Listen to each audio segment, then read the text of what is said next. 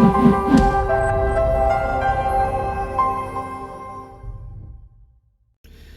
this is Alex Yoder with Pro Tip Tuesday, my favorite day of the week. And today I want to talk about a few things concerning the impact of COVID on our industry. So first of all, I want to talk about from a property management perspective, a property manager perspective, for those of us with portfolios of properties that we manage. We were expecting around a 3 to 5% hit, at least in the Colorado Springs market. We were expecting around a 3 to 5% hit in increased delinquency from tenants who were not able to pay because of COVID. And what we actually saw was closer to around 1%. Some of my peers are even saying they saw 0 to 1%.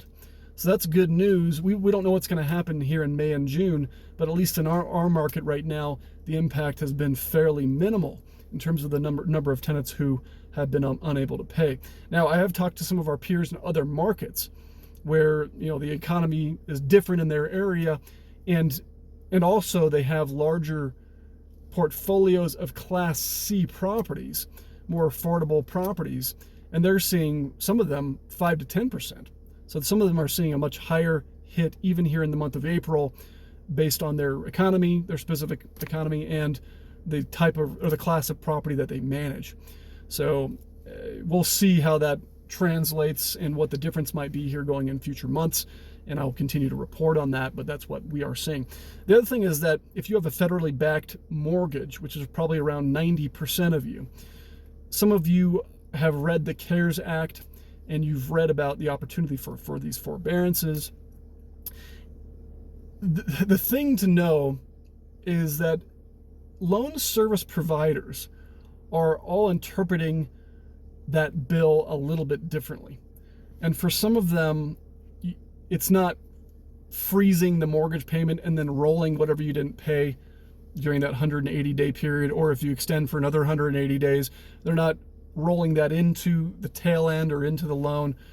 They are making you pay basically a balloon payment of everything you missed all at once when this thing is over, or when you can start paying again. So it's not quite the safeguard that we were hoping it was going to be. So just be very careful and make sure you are getting all that information before you dive into one of those forbearances, and understand that it's in many cases not the safeguard that we thought it was going to be.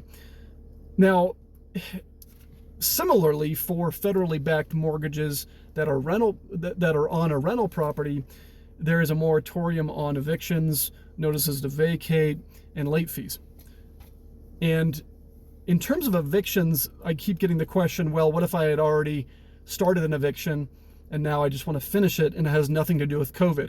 Unfortunately for you, and fortunately for the tenant, their timing couldn't have been better, because we cannot evict them at this time, regardless of the reason that they were initially being evicted. Even if you have a judgment for possession, which basically means that on a court level, the eviction is over.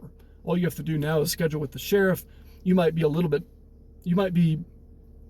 ahead of the game in having that, but trying to schedule with the sheriffs isn't going to happen right now either, because the sheriffs are not enforcing these evictions, and you have to have a sheriff present in Colorado Springs to do those evictions.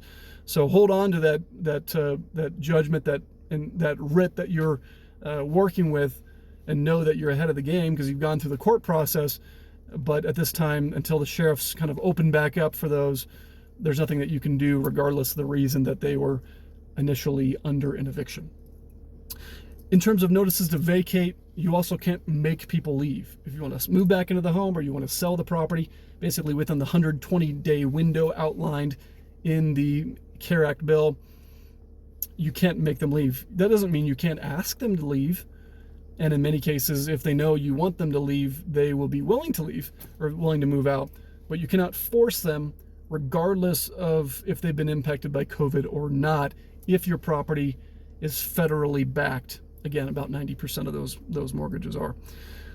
The last thing that I want to touch on is about the legislative session here in Colorado. As many of you know, we were fighting many crazy bills here earlier this year, within the last month or two, and the Capitol has been pretty much shut down, and so we were hoping that was good news for us, and that they would just have to pick up next year but it looks like they have pushed that, or they've passed a bill to push those days due to these circumstances. So once this thing is over, the legislative session will continue for the normal number of days. So when this thing is behind us, and it will be behind us, I think some of you need to hear that. It will be behind us. Us property managers and people who are fighting for property owner rights and private property owner rights will be continuing the battle. So be prepared for that. But that is all I had for today. We'll continue to do updates. Colorado Springs Landlord Forum, please join. We have lots of conversation and lots of updates as this stuff is continuing. I will not always be talking about COVID.